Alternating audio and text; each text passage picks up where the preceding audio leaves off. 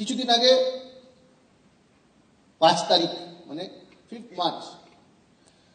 March company আমাদেরকে ডেকেছিল হায়দ্রাবাদে একটা প্রোগ্রামে ইনভাইট করেছিল আমাদের। ডায়মন্ড অ্যান্ড অ্যাওয়ার্ড যারা থাকে তাদেরকে ডেকে কোম্পানি একটা মিটিং অর্গানাইজ করেছিল। সেখানে আমরা গেছিলাম। আমাদের কারোর এরকম ধারণা ছিল না যে এই প্রোগ্রামটাতে কি হতে চলেছে, কোনো আইডিয়া ছিল না সেরকম ভাবে।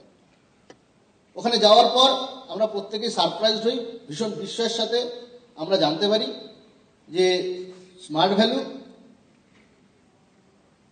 তাদের নিজস্ব ম্যানুফ্যাকচারিং একটা প্ল্যান যার নাম হচ্ছে লাইফ স্প্যান, সেটা অলরেডি 2016 সাল থেকে কোম্পানি শুরু করে দিয়েছিল।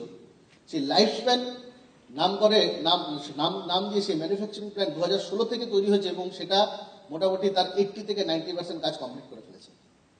প্রথমে নিজেকে বিশ্বাস হচ্ছিল না, কারণ যে কোনো এমএলএম ইন্ডাস্ট্রিতে, যে কোনো নেটওয়ার্ক মার্কেটিং বিজনেসে একটা নিজস্ব বড় সেটআপ, নিজস্ব বড় ম্যানুফ্যাকচারিং প্ল্যান্ট হয়ে যাওয়া মানে সেই কোম্পানিটার ভবিষ্যৎ বা সেই কোম্পানিটার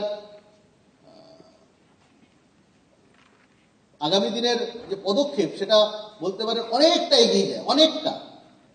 এটা নেক্সট জেনারেশনের লেভেলে পৌঁছে যায়। আজকের দিনে একটা প্রোডাকশন ইউনিট তৈরি করা মানে এটা একটা বিরাট বড় সেটআপ, বিরাট বড় ব্যাপার এটা। যখন আমরা সেখানে ভিজিট করার পর সেখানে দেখতে পাই প্রায় 5 একর জমির উপরে টোটাল সেটআপটা তৈরি। বলে রাখি, এই 16 বছরের বিজনেসের সুবাদে আমি প্রচুর ম্যানুফ্যাকচারিং প্ল্যান্ট ভিজিট করেছি। কখনো দেখেছি নিউট্রিসিউটিক্যালস প্রোডাক্ট কোনো একটা পার্টিকুলার জায়গায় তৈরি হচ্ছে, কখনো দেখেছি শুধুমাত্র একটা ম্যানুফ্যাকচারিং প্ল্যান্ট তারা শুধু পার্সোনাল কেয়ার প্রোডাক্টই তৈরি করে, কখনো দেখেছি এরকমও যারা শুধুমাত্র জুস তৈরি করে, তারা অন্য কিছু তৈরি করে না। আমি প্রথমবার, আমার এই 16 বছরের অভিজ্ঞতা, আমি প্রথমবার এরকম একটা ম্যানুফ্যাকচারিং প্ল্যান্ট দেখলাম যেখানে একটা ছাদের তলায় নিউট্রিসিউটিক্যালস প্রোডাক্ট, একটা ছাদের তলায় জুস, একটা ছাদের তলায় ডাস্ট মানে প্রোটিন পাউডার রিলেটেড প্রোডাক্ট, একটা ছাদের তলায় পার্সোনাল কেয়ার প্রোডাক্ট এবং হোম কেয়ার প্রোডাক্ট, সমস্ত কিছু একটা ছাদের তলায় 60,000 স্কোয়ার ফুট একটা বিল্ডিং নিয়ে কোম্পানি প্রোডাকশন করছে। একটা বিগ হ্যান্ড হওয়া উচিত লাইফ স্প্যান এবং স্মার্ট ভ্যালুর জন্য। এটা আমি প্রথমবার দেখি। 60,000 স্কোয়ার ফুট মানে টোটাল বিল্ডিংটা, দুটো ফার্স্ট ফ্লোর এবং গ্রাউন্ড ফ্লোর এবং ফার্স্ট ফ্লোর আমাদের ঘুরতে টোটাল 4 ঘন্টা সময় লেগেছে। কত ঘন্টা? 4 ঘন্টা। এবং যে মেশিনারিগুলি আমরা সেখানে দেখলাম, সেই মেশিনারিগুলি সেটআপ যখন দেখলাম, তার এক্সপ্লেনেশন যখন সায়েন্টিস্টরা করছিলেন, তখন যখন আমরা অ্যাপ্রন করেছিলাম তখন মনে হচ্ছিল যে we are not less than A scientist, আমরাও সায়েন্টিস্ট হয়ে গেছি। ওখানে অনেকেই ছিলেন যাদের ব্যাকগ্রাউন্ড সায়েন্স ছিল না, যারা হয়তো নর্মাল গ্র্যাজুয়েশন করেছে, এরকম অনেকেই ছিল যারা হয়তো উচ্চ মাধ্যমিক পাস করেছে টেনে টুনে।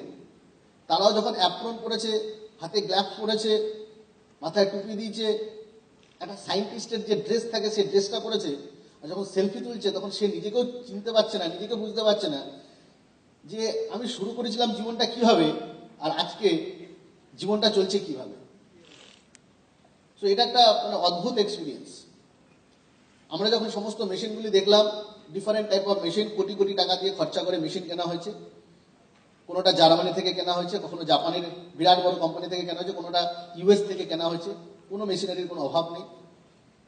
সেখানে যখন দেখতে পেলাম একটা ঘর, যে ঘরে সারা ভারতবর্ষে যত এরকম কোম্পানি যারা হেলথ কেয়ার প্রোডাক্ট নিয়ে কাজ করছে সমস্ত প্রোডাক্ট সেখানে স্টক রাখা আছে। আমরা জিজ্ঞাসা করলাম এই প্রোডাক্টগুলি কেন রাখা হয়েছে, তখন বলছে যে এই প্রোডাক্টগুলি মার্কেটের সেই সমস্ত প্রোডাক্ট, আমাদের এরকম মেশিন আছে যে সেই প্রোডাক্টগুলির স্যাম্পেলগুলিকে যখন মেশিনে আমরা রাখবো, ওই মেশিন আমাদেরকে বলে দেবে যে এই প্রোডাক্টের কিভাবে তৈরি হয়েছে, প্রোডাক্টের ফর্মুলেশন কি, এবং সেই ফর্মুলা জেনে যে কোম্পানি সব থেকে ভালো ভারতবর্ষে ব্যবসা করছে সেই কোম্পানির ফর্মুলা জেনে তার থেকে বেটার ফর্মুলা আমরা স্মার্ট ভ্যালুতে ইন্ট্রোডিউস করাবো।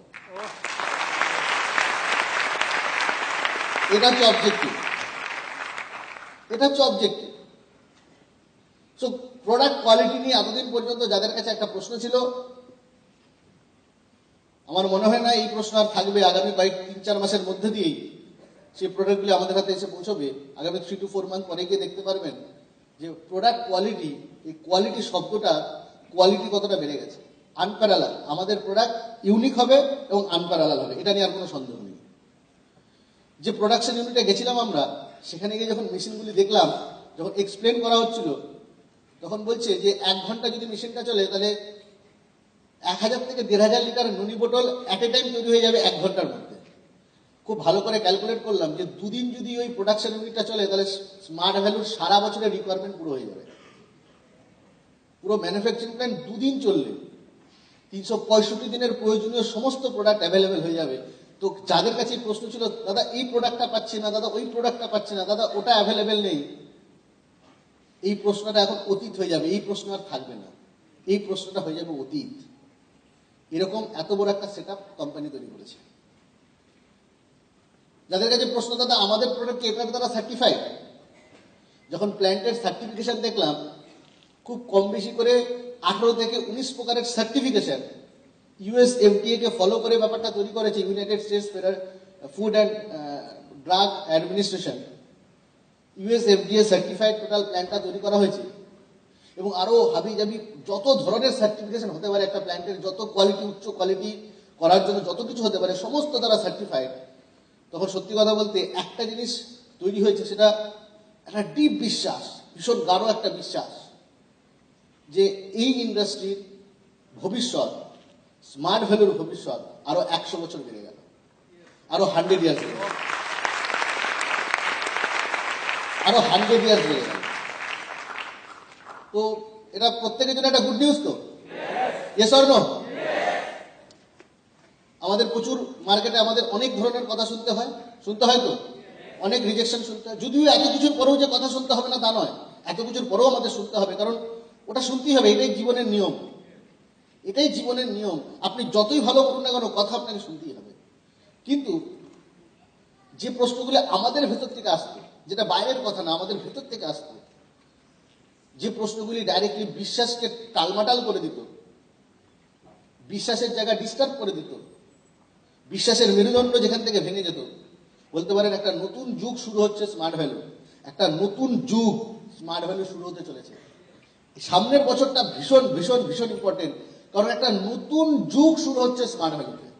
যে 19টা বছর স্মার্ট ভ্যালু চলেছে যেভাবে চলেছে, আগামী বছর একটা নতুন ভাবে স্মার্ট ভ্যালু শুরু হচ্ছে, একটা নতুন জন্ম বলতে পারেন। এবং সেই শুরুর সাক্ষী কিন্তু আপনারা সবাই হতে চলেছেন, দ্যাটস ফর শিওর। যে উচ্চতায় লাস্ট 19 বছর এই কোম্পানিটা পৌঁছেছে, আমার দৃঢ় বিশ্বাস কোম্পানি যেভাবে তার পদক্ষেপ নিচ্ছে, 20 বছর এই কোম্পানিটা যে জায়গায় পৌঁছেছে, আগামী 5 বছরে কোম্পানিটা তার সমস্ত রেকর্ড ভেঙে দেবে। এই 20 বছরের জার্নিটাকে আগামী 2 থেকে 3 বছরের মধ্যে কোম্পানির সবকিছুকে ছাপিয়ে এগিয়ে যাবে, দ্যাটস ফর শিওর। এটা ছিল আমার একটা অভিজ্ঞতা। আমার মনে হলো এটা আপনাদের কাছে শেয়ার করা দরকার। আমার মনে হয় ঠুনকো মোটিভেশনের থেকেও, যে মোটিভেশন 5 মিনিট স্টে করে, 10 মিনিট স্টে করে, পেপ টক যেগুলিকে আমরা বলি, যেগুলি শুনলে পরে কিছুক্ষণের জন্য আমরা খুব এক্সাইটেড হয়ে যাই, আমার মনে হয় সেসব কথার থেকে এই কথাগুলি অনেক বেশি গুরুত্বপূর্ণ। যে আমাদের প্রত্যেকেরই জীবন আমরা চাই সুরক্ষিত হতে, যে স্বর্ণ, যে আমরা প্রত্যেকের জীবনকে সুরক্ষা, একটা সুরক্ষা পেতে চাই আমরা লাইফ নিয়ে। আমাদের কাছে সেই জীবন সম্বন্ধে যদি সেই সুরক্ষার মেসেজ বা সেই সুরক্ষিত যদি আমরা নিজেরা বোধ না করি, তখন কাজের ক্ষেত্রে তার একটা প্রভাব পড়ে তো, যে স্বর্ণ। Very good.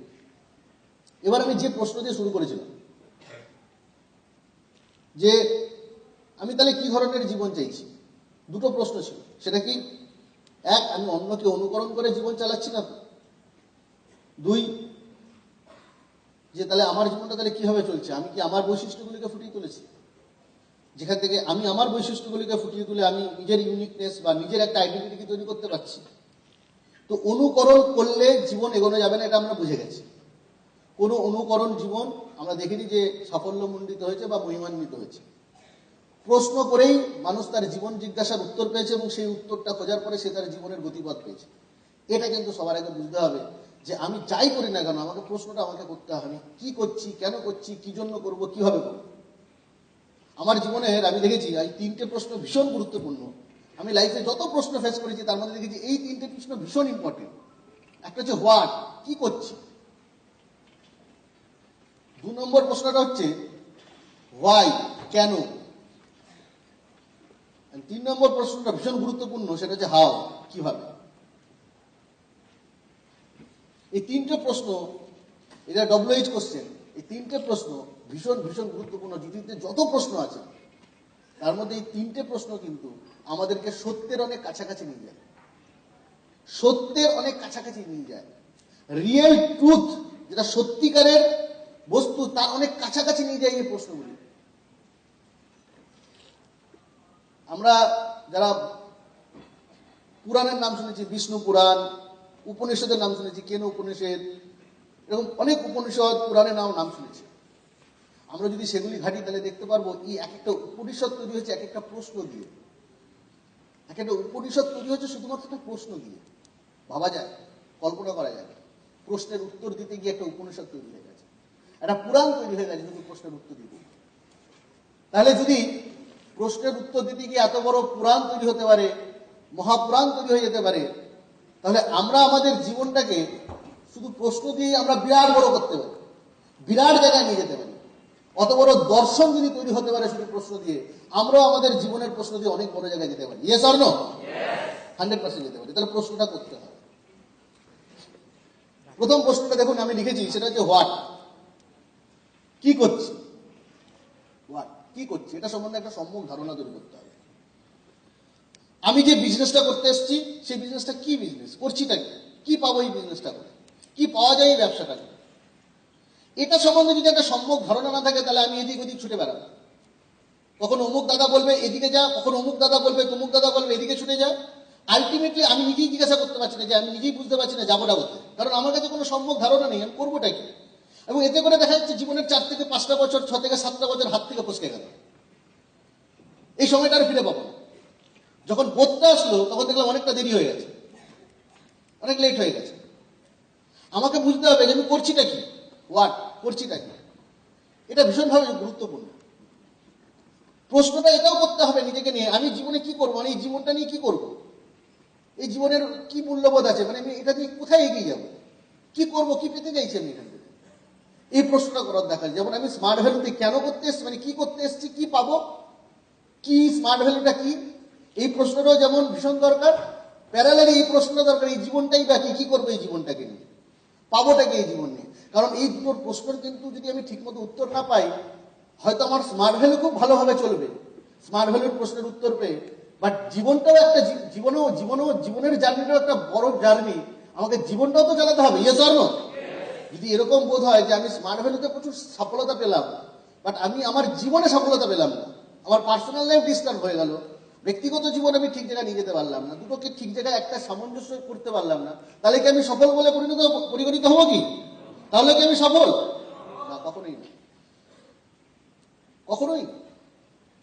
হতে পারে আপনি আপনার প্রফেশনে আপনি বিরাট বড় লেভেলের একটা পজিশনে পৌঁছেছেন, হতে পারে, হতে পারে আপনি প্রফেশনাল লাইফে বিরাট সাফল্য পেয়েছেন, বাট যখনই আপনি বাড়িতে আসছেন আপনার ভিতরে সেই জীবনের সেই তৃপ্তিবোধটা নেই, জীবন থেকে আপনার হাসি উড়ে গেছে। কাজের ক্ষেত্রে আপনি বিরাট সম্মানিত, লোকে আপনাকে সমীহ করে কথা বলে, বিরাট সম্মান দিয়ে কথা বলে, বাট ব্যক্তি জীবনে দেখা যাচ্ছে আপনি ভীষণ একাকিত্বে ভুগছেন। ব্যক্তি জীবনে আপনার সেই আনন্দটা ম্লান হয়ে গেছে, কোনো কিছুই আপনার ভালো লাগে না। যখন এরকম একটা সিচুয়েশন তৈরি হচ্ছে, তাহলে কি আমি বলবো যে আমার জীবনটা একদম ঠিকঠাক পথে এগিয়েছে? বলবো কি? বলবো কি? কখনোই না। তাহলে যতটা গুরুত্বপূর্ণ আমার প্রফেশনাল জীবন, ঠিক ততটাই গুরুত্বপূর্ণ বা তার থেকে বেশি গুরুত্বপূর্ণ আমার ব্যক্তিগত জীবন বা আমার লাইফ। Yes or no? এই দুটোই সমানভাবে গুরুত্বপূর্ণ। অনেকে প্রথমটা ঠিকঠাক চলে, দ্বিতীয়টা ঠিকঠাক করতে পারে না। সেজন্য আমাদের এই দুটোই কিন্তু প্রশ্ন করা দরকার আছে, দুটো সম্বন্ধেই, যে আমি জীবনটা কিভাবে চালাবো এবং স্মার্ট ভ্যালুটা কি, জীবনটাই কি আর স্মার্ট ভ্যালুটা কি, দুটোই কিন্তু ভীষণভাবে দরকার। আমি লাইফ থেকে কি পেতে চাইছি, স্মার্ট ভ্যালু থেকে কি পেতে চাইছি। যখন আমার জীবন থেকে যেটা পেতে চাইছি সেটা স্মার্ট ভ্যালুর মধ্যে দিয়ে হয়ে যাচ্ছে, যখন এই কানেকশনটা করতে পারবো, সেদিন কিন্তু আপনার বিজনেসটা খুব ঠিকঠাক ভাবে এগিয়ে যাবে। আর যদি এই দুটোর মধ্যে যদি দ্বন্দ্ব থাকে, কনফিউশন থাকে, তাহলে কিন্তু ভীষণ প্রবলেম, ভীষণ প্রবলেম। অনেকে তো প্রশ্ন করেই না, তারা এটাকে একটা মানে তারা ট্রেনে করে যাচ্ছে, তাদের যেতে হবে শিয়ালদা। এবার তাকে যখন জিজ্ঞাসা করি, ভাই তুমি কোথায় যাচ্ছ, তুমি কোথায় যেতে চাও, তোমার জীবনের লক্ষ্য কি, বলে ট্রেনে চড়াটাই লক্ষ্য। ট্রেনে চড়াটা কি লক্ষ্য, না কোথায় পৌঁছানোটা লক্ষ্য? কোনটা কোনটা লক্ষ্য? পৌঁছানোটা লক্ষ্য, ট্রেনে চড়াটা লক্ষ্য নয়। স্মার্ট ভ্যালু একটা ট্রেন আমার জীবনে, ওই ট্রেনে করে আমি কোথাও পৌঁছতে চাইছি, কিন্তু অনেকে এই ট্রেনটাকে জীবনের লক্ষ্য বলে ভাবে, কোথায় পৌঁছতে চাইছে সেটা পৌঁছতে পারে না। ঠিক তেমনি যারা প্রফেশনাল জীবনে প্রচুর সাকসেসফুল হয়, প্রফেশনাল লাইফে প্রচুর সাকসেসফুল হয়, বাট জীবনে একাকিত্বে ভোগে, তাদের লাইফটা কিরকম? তারা প্রফেশনাল লাইফটাকেই ভেবে নিয়েছে জীবন, যার জন্য ওই ট্রেনে চড়াটাকেই ভেবে নিয়েছে জীবন, অটোতে চড়াটাকেই ভেবে নিয়েছে জীবন, বাসে চড়াটাকেই তারা জীবনের আলটিমেট লক্ষ্য বলে ভেবে নিয়েছে, এবং এখানেই গন্ডগোলটা করে ফেলেছে। বাসে চড়া বা ট্রেনে চড়া বা ফ্লাইটে চড়া এটা জীবন ছিল না। আমি কোথাও পৌঁছতে চাইতাম, আমাকে দেখতে হবে সেই জায়গায় আমি পৌঁছতে পারছি কিনা, ইয়েস অর নো। সেজন্য এই ক্ল্যারিটিটা কিন্তু ভীষণভাবে থাকা দরকার। আমি পড়াশোনা করছি, পড়াশোনাটা কেন করছি? আমি ইতিহাস পড়ছি বা ভূগোল পড়ছি কেন করছি? আমি যখন আমার মাঝে মাঝে আমি যখন বাড়িতে সময় পাই, আমার ছোট্ট ভাইপোটা আছে ক্লাস 6-এ পড়ে, ওকে আমি মাঝে মাঝে জিজ্ঞাসা করি, ইতিহাস ভূগোল পড়তে আসে আমার কাছে, এটা ওটা দেখিয়ে দিই, কবে পড়েছি ভুলে গেছি, বাট যখন পড়ি তখন রিয়েলাইজ করে পড়ানোর চেষ্টা করি, বোঝানোর চেষ্টা করি তুমি কেন পড়ছো। যখন জিজ্ঞাসা করি তুই ভূগোলটা কেন করছিস, বলে এটা যদি না পড়ি টিচার মারবে, এখান থেকে এটা পড়তে দিই, যেটা পড়ে আসতে হবে। আর কেন করছিস, কারণ কি? বলে এটা পড়ছি নাহলে নাম্বার পাবো না, পরীক্ষায় পাস করতে হবে, পরীক্ষা যদি পাস না করি তাহলে বাড়ি থেকে দেবে।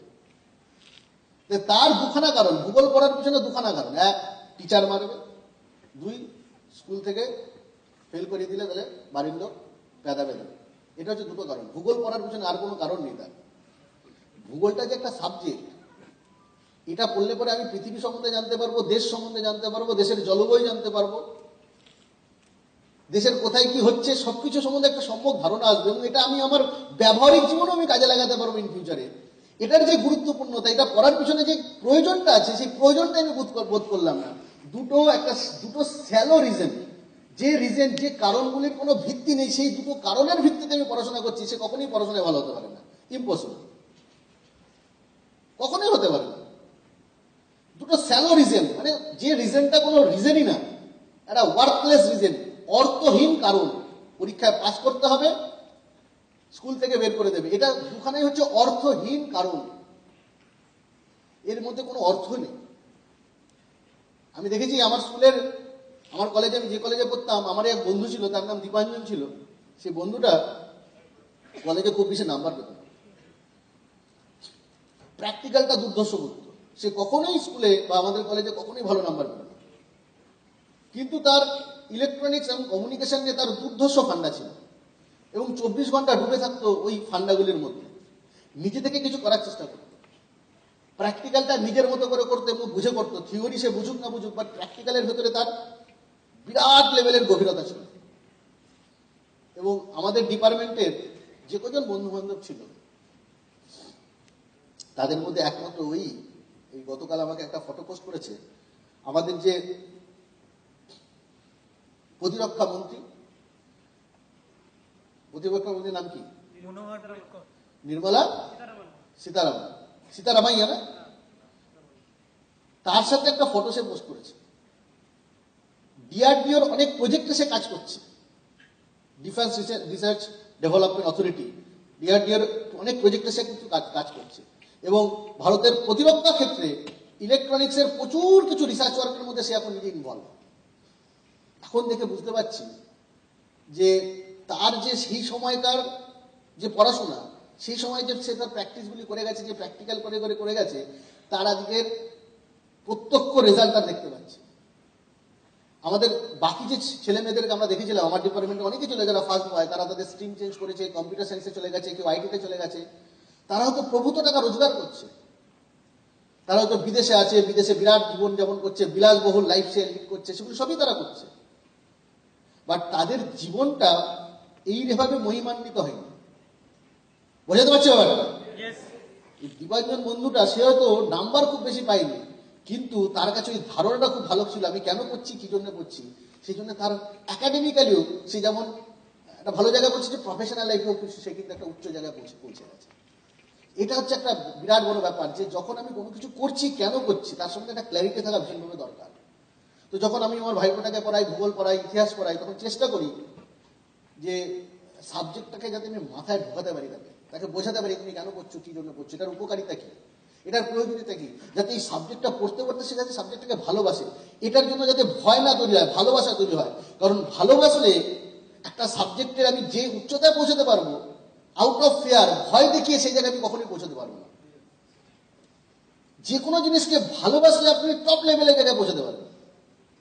গতকালে একটা মার্গ সঙ্গীতের একটা প্রোগ্রাম ছিল, দেখতে গেছিলাম। শাস্ত্রীয় সঙ্গীত, জেনারেলি শাস্ত্রীয় সঙ্গীত শুনতে আমাদের ভালো লাগে না, ভালো লাগে আরো ভালো লাগে। আমরা লুঙ্গি ড্যান্স শুনে অভ্যস্ত, মুন্নি বদনাম হওয়া এসব শুনে অভ্যস্ত। এবার যিনি শাস্ত্রীয় সঙ্গীতের ওই প্রোগ্রামটা পরিবেশন করতেন একজন মহারাজ ছিলেন। বৃষ্টি ছিল মারাত্মক, ঝড় বৃষ্টি মারাত্মক, সন্ধ্যাবেলায় উঠেছে ঝড়। তো তারপরেও বেশ কিছু লোক ওই প্রেক্ষাগৃহে উপস্থিত ছিল, বেশ কিছু লোক।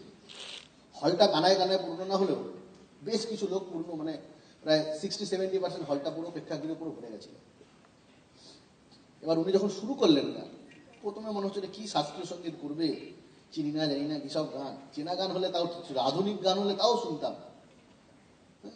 কিন্তু দেখলাম শাস্ত্রীয় সঙ্গীত সেরকম ভাবে সামনে থেকে শোনার অভিজ্ঞতা ভীষণই কম। কিন্তু যখন তিনি শুরু করলেন করার পরে যখন 1.5 ঘন্টা কেটে গেল, তখন টাইম যখন দেখছি, তখন দেখছি 1.5 ঘন্টা কেটে গেল এবং মন্ত্রমুগ্ধের মতো, পিন ড্রপ সাইলেন্স পুরো হলঘরটায়, মন্ত্রমুগ্ধের মতো সমস্ত শ্রোতামণ্ডলী মন্ত্রমুগ্ধের মতো 1.5 ঘন্টা সে গানটা শুনলো। একজন উঠে গেলেন না, প্রত্যেকে স্পেল বাউন্ড হয়ে গেছিল টোটাল প্রোগ্রামটাতে। শাস্ত্রীয় সঙ্গীতের মতো সঙ্গীত যেখানে জেনারেলি যারা নিউ জেনারেশন বা ইয়ং যারা আছে তারা পছন্দ করবে না।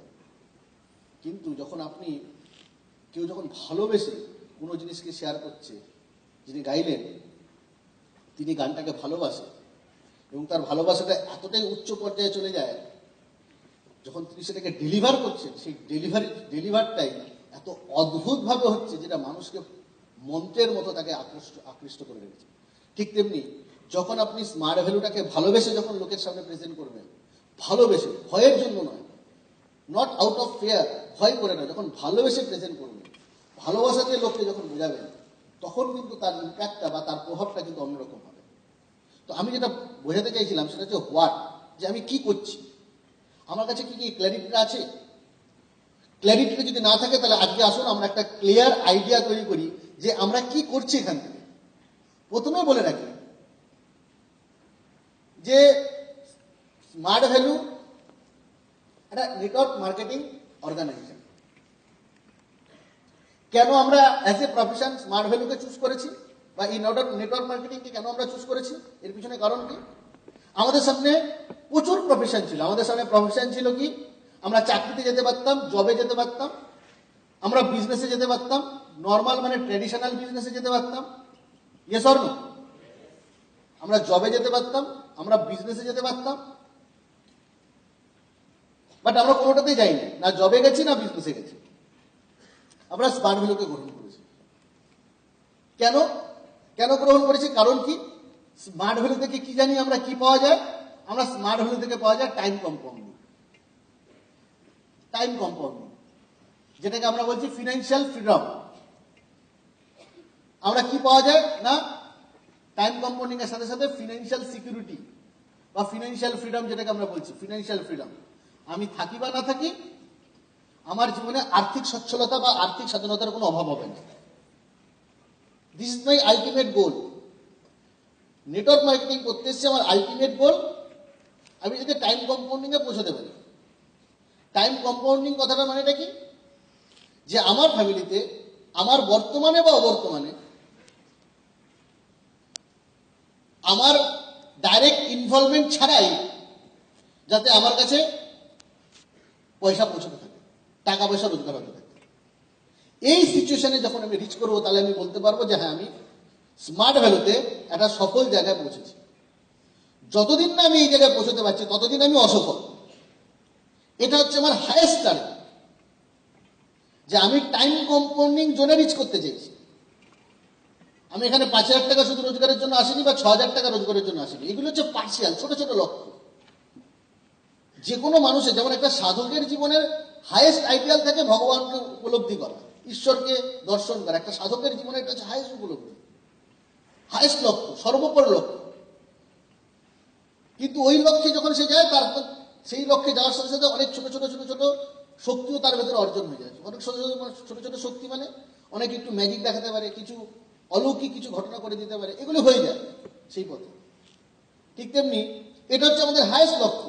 এবার এই লক্ষ্যে পৌঁছতে পৌঁছতে অনেকের কিছু গাড়ি অ্যাচিভমেন্ট হয়ে যায়, বাইক অ্যাচিভমেন্ট হয়ে যায়, কিছু টাকা সে রোজগার করে ফেলে, ফরেন ট্রিপ হয়ে যায়, এগুলো হয়ে যায়।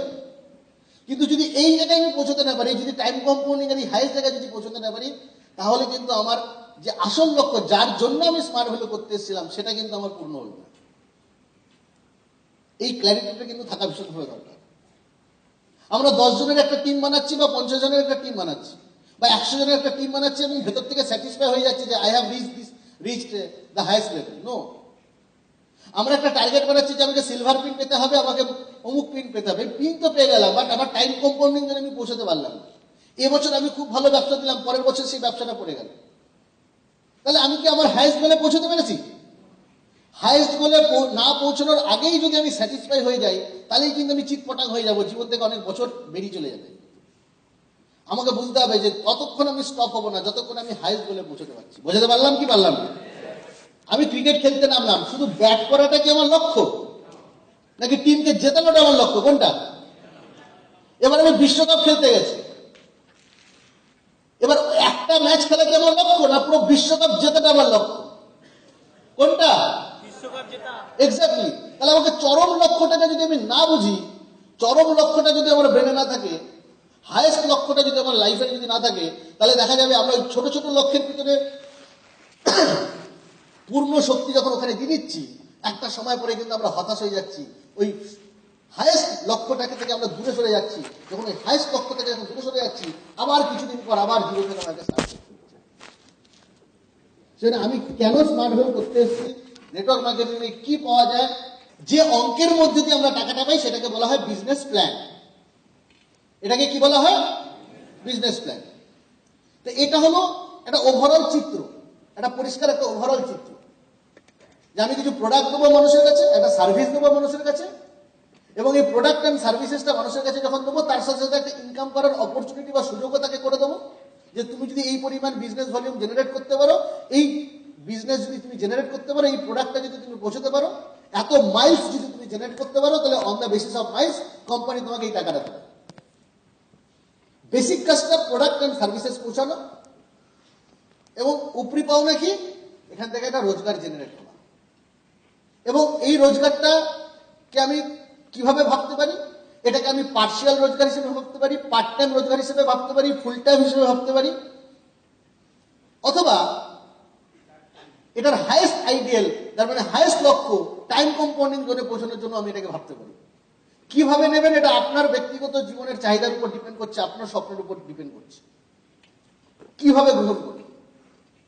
যদি মনে করেন যে এটাকেই আমি আমার প্রফেশন হিসেবে, এটাই আমার একমাত্র profession, one and only profession smart value, যদি এটাকে ভেবে আমি এগোই, যদি এটাকে ভেবে আপনি এগোন, যারা ফুল টাইমার, যাদের আমি কথা বলছি, যারা ফুল টাইমার, যারা ফুল টাইম দিচ্ছে স্মার্ট ভ্যালুতে, তাদের এই ইলিউশন থাকা উচিত নয়, তাদের এই দৃষ্টিভ্রম যেটাকে আমরা বলছি, এটা থাকা উচিত নয় যে আমি সময় দেবো আমার ব্যবসা হয়ে যাবে, আমি কিছু টিম তৈরি করবো আমার ব্যবসা হয়ে যাবে, কিছু লোককে ইনভাইট করবো আমার ব্যবসা হয়ে যাবে, কিছু নবাগতদের ইনভাইট করে জয়েন করিয়ে দেবো ব্যবসা হয়ে যাবে, মা মাসিকে জয়েন করিয়ে দেবো ব্যবসা হয়ে যাবে।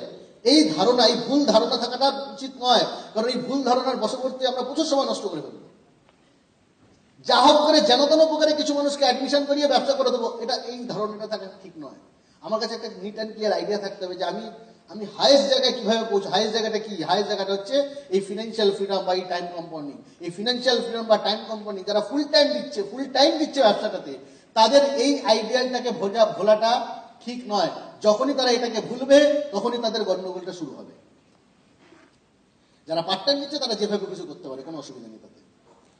এবার প্রশ্ন হচ্ছে এই টাইম কম্পাউন্ডিং জন্য আমি পৌঁছবো কি করে? এবার প্রশ্ন হচ্ছে আমি টাইম কম্পাউন্ডিং জন্য পৌঁছবো কি করে? হাউ টু রিচ, কি করে পৌঁছবো আমি? টাইম কম্পাউন্ডিং কথাটার মানেটা কি? টাইম কম্পাউন্ডিং কথাটার মানে হচ্ছে আমি আছি এখানে, আপনি এখানে আছেন, আপনার টিমে এরকম বেশ কিছু লোকজন তৈরি হয়েছে, এরকম বেশ কিছু অ্যাসোসিয়েট তৈরি হয়েছে, বেশ কিছু লিডার তৈরি হয়েছে, যারা আপনার লেফটে রয়েছে, আপনার রাইটে রয়েছে, এবং তারা তাদের অক্লান্ত পরিশ্রম দিয়ে, তারা তাদের দারুণ লেভেলের লিডারশিপ দিয়ে ব্যবসাটাকে নিজের মতো করে তারা চালিয়ে নিয়ে যাচ্ছে আপনার ইনভলভমেন্ট ছাড়াই, আপনার ডাইরেক্ট ইনভলভমেন্ট ছাড়াই। আপনার লেফট এবং রাইট দুটো সাইডের ব্যবসা দুর্দান্তভাবে এগিয়ে চলেছে, এবং একজন দুজন না, এরকম অসংখ্য লিডার রয়েছে, অসংখ্য, কথাটা মাথায় রাখবেন, অসংখ্য লিডার রয়েছে, লটস অফ লিডার রয়েছে, লটস অফ ইন্ডিপেন্ডেন্ট লিডার। যখন আপনার টিমে লেফট এবং রাইট দুটো সাইডেই লটস অফ ইন্ডিপেন্ডেন্ট লিডার,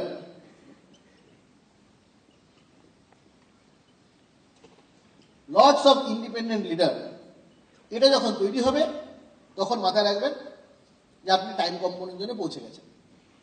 এটা যদি তৈরি হয়, এই জায়গায় যদি পৌঁছতে পারি, এই লিডারশিপের জায়গায় আমি দিতে পারি, আমি দেবো না, আমার সাথে যদি এই টিমটা যদি চলে আসে, এরকম একটা লিডারশিপ চলে আসে, ধরুন আপনার একদিকে পার্থভৌমিক, দুদিকে দুটো পার্থভৌমিক জয়েন করে গেছে, তাহলে আপনাকে কোনো চিন্তা করতে হবে কি?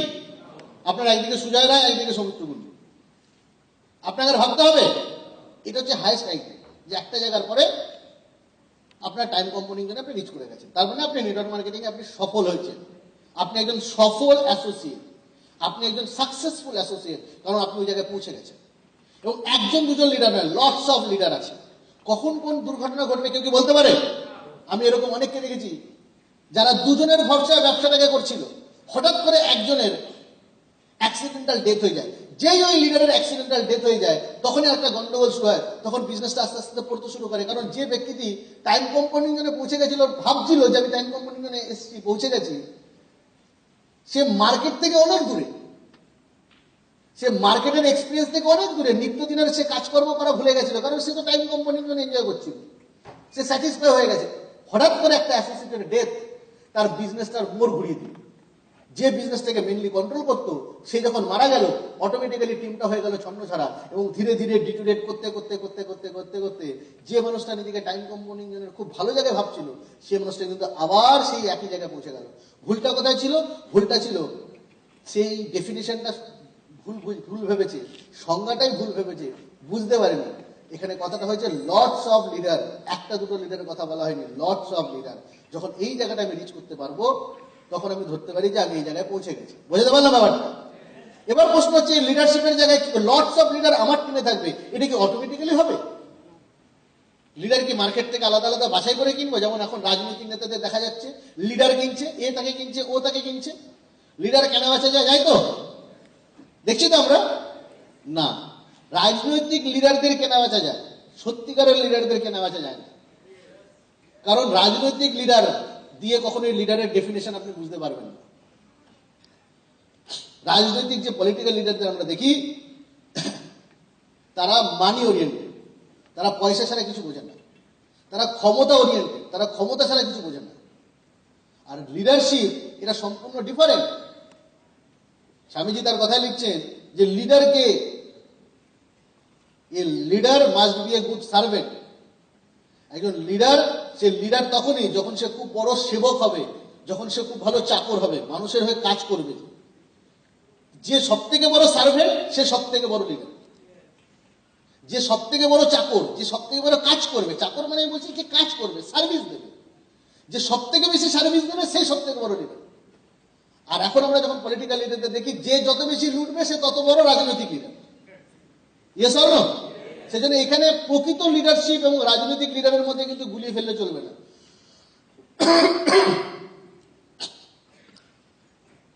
এখানকার যে লিডারশিপটা, সেটা কিন্তু কেনা বেচা যায় না, এটা কিন্তু তৈরি করতে হবে। সেটা কিন্তু একদিনে তৈরি হবে না বা দুদিনে তৈরি হবে না, সেটা কিন্তু একটা লম্বা প্রসেস। এবং সেটা আমি কখন তৈরি করবো? যখন আমি এই জায়গায় পৌঁছেছি। Yes or no? যদি আমি এই জায়গায় না পৌঁছাই, তাহলে কি আমি কাউকে তৈরি করতে পারবো? পারবো কি? কখনো পারবো না। আপনি যত লিডারশিপ দেখছেন, কারণ না কারণ অনুপ্রেরণায় তৈরি হয়েছে, কারণ না কারণ দ্বারা তৈরি হয়েছে, কারণ না কারণ মোটিভেশনে তৈরি হয়েছে। Yes or no? কোনো না কোনো ফিলোসফি থেকে তৈরি হয়েছে, অটোমেটিক কেউ রেডি হয়নি, তার জন্য সময় লেগেছে, দীর্ঘ তাকে জার্নি করতে হয়েছে, প্রচুর তাকে পদক্ষেপ ফেলতে হয়েছে, তবেই একটা জায়গায় এসে পৌঁছেছে। আমরা দেখেছি, স্বামীজিকে দেখেছি, সে গুরু হিসেবে ঠাকুর শ্রী রামকৃষ্ণদেবকে পেয়েছে। আমরা নেতাজিকে দেখেছি, তিনি রাজনৈতিক লিডার হিসেবে দীনবন্ধু চিত্তরঞ্জন দাসকে আমরা আমাদের দেশবন্ধু চিত্তরঞ্জন দাসকে পেয়েছে গুরু হিসাবে। তারা এরকমভাবে টেনে ধরেছে তাদেরকে।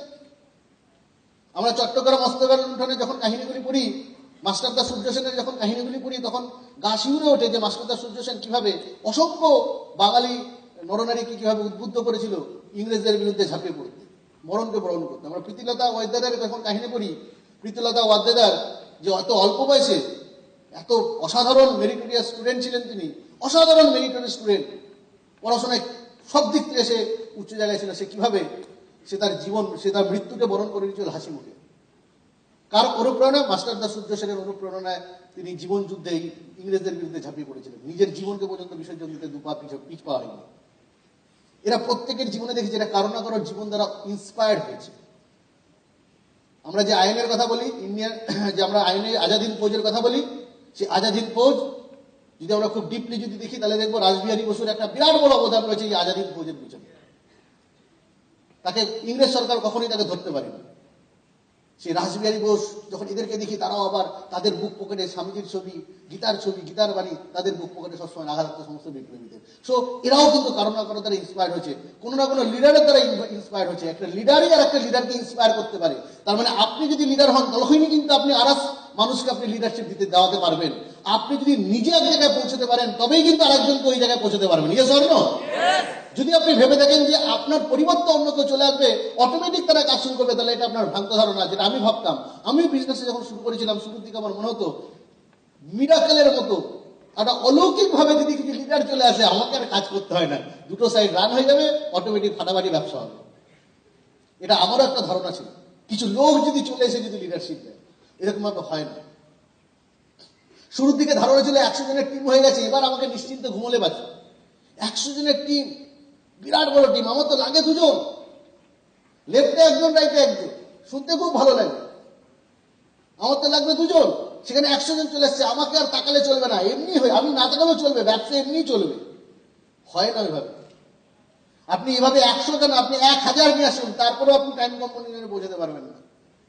কারণ তারা শুধুমাত্র একটা অ্যাসোসিয়েট, তারা এখনো লিডারশিপের জায়গায় পৌঁছায়নি। লিডারশিপ এই ডেফিনেশনটা, মানে লিডারশিপ কিন্তু অটোমেটিক্যালি হয় না, এটা তৈরি করতে হয়, এবং এটা তৈরি করার জন্য প্রথমে সেই জায়গায় নিজেকে আসতে হয়।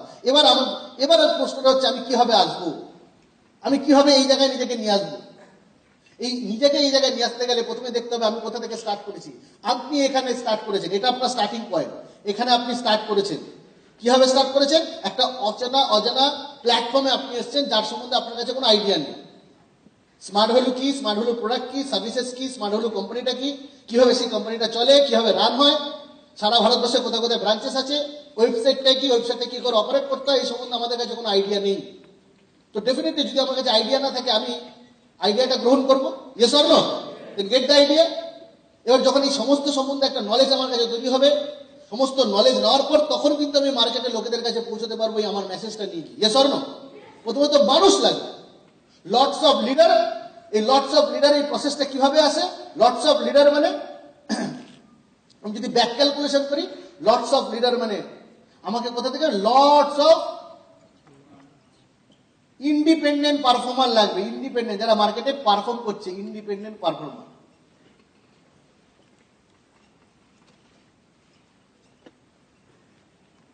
এই ইন্ডিপেন্ডেন্ট পারফর্মার মানে স্বাধীনভাবে মার্কেটে পারফর্ম করছে। লিডার আর পারফর্মার মধ্যে ডেফিনেশনটা কি? অনেকে আছে যারা খুব দারুণভাবে মার্কেটে কাজ করে, অসাধারণভাবে তারা কাজ করছে, হেভি পারফর্ম করছে, এসটিপি করছে, ডিডি উঠে যাচ্ছে, ইনভাইট করছে, ইনভাইটের লোক চলে আসছে, তারা খুব সুন্দর পারফর্মার। কিন্তু তারা হিউম্যান স্কিলসটা শেখেনি, লাইফ স্কিলটা শেখেনি। তারা প্রফেশনাল স্কিলটা ভালো শিখেছে, তারা ইনভাইটিং স্কিলটা ভালো শিখেছে, কমিউনিকেশন স্কিলটা শিখেছে, কিন্তু তারা how to operate a person, একটা মানুষকে কি করে অপারেট করবো, তার সাথে কি করে কমিউনিকেট, তার সাথে কিভাবে কথা বলবো, একটা টিমকে কি করে লিড করবো, সেই স্কিলটা সে শেখেনি।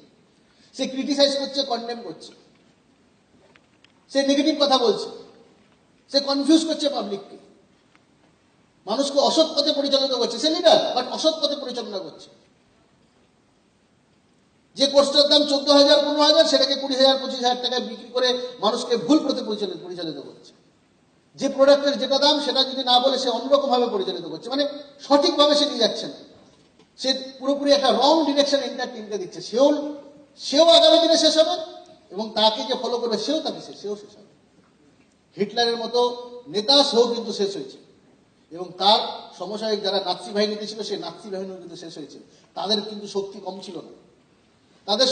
ছিল না, সারা পৃথিবীকে তাক লাগিয়ে দিয়েছিল তাদের শক্তি দিয়ে, কিন্তু তারা শেষ হয়ে গেছে। সো অসৎ পথে পরিচালিত করলে সেই লিডারশিপও টেকে না, আর সেই লিডারশিপকে যে ফলো করে সেও টেকে না। সেই জন্য ভীষণ দরকার শুধু লটস অফ ইন্ডিপেন্ডেন্ট পারফর্মার। এইখান থেকে লিডারশিপ আসতে গেলে তার ভেতরে অনেক ইন্টারনাল কোয়ালিটিকে ডেভেলপ করতে হবে।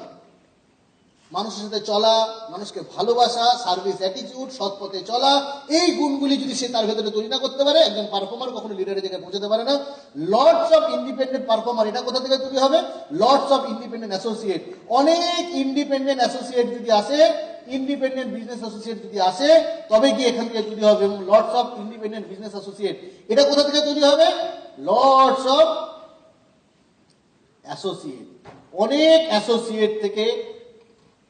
অ্যাসোসিয়েট যদি আমি অ্যাডমিশন করাতে পারি, আমার টিম যদি হয়, সেখান থেকে ইন্ডিপেন্ডেন্ট অ্যাসোসিয়েট তৈরি হবে, সেখান থেকে ইন্ডিপেন্ডেন্ট পারফর্মার তৈরি হবে, সেখান থেকে ইন্ডিপেন্ডেন্ট লিডারশিপ আসবে, এবং আমি পৌঁছে যাব